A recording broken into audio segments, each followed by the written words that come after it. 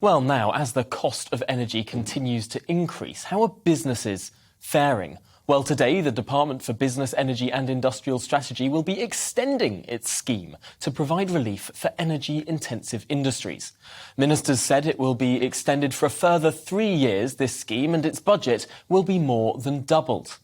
This will provide support for steel and paper manufacturers and other intensive energy industries. So we've seen a number of businesses close already due to these energy cost increases. So will extending this scheme actually help? Is it enough? Well, joining me now is Andy Meyer, the Chief Operating Officer at the Institute of Economic Affairs. Welcome to the programme, Andy. This is no doubt welcome news for industries that have been having a pretty torrid time of it lately. But is it enough? So it's welcome news for the small number of industries that are actually impacted by the scheme. One of the difficulties with this is these costs haven't gone away. They've simply been transferred from one group of businesses, those who are most exposed to high energy prices, to everybody else. So we're not actually reducing costs here. This is a redistribution scheme, albeit a very welcome one for those in the most exposed sectors, which you listed: steel, paper, glass, etc. and stuff that's at the heart of the economy. So a useful measure to relieve the problem that the government itself has created with very, very expensive energy policies, but not one that actually solves anything.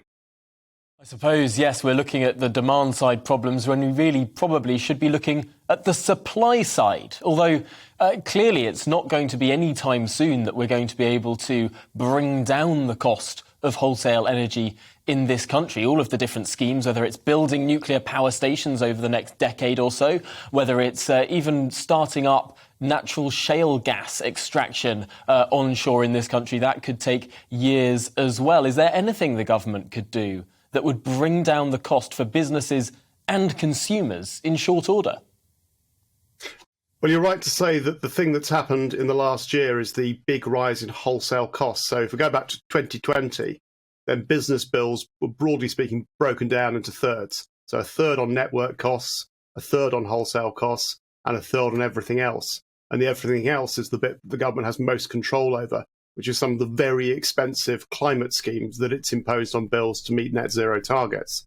So something it could do, for example, is take the renewables obligation, which is currently generating about £6 to £7 billion of revenue for the government every single year, and say that's far too much. The renewable energy companies who benefit from that scheme also get the wholesale price of electricity, which currently is extremely high indeed. So these companies, even before the crisis, were getting about 50% profit margins from these schemes.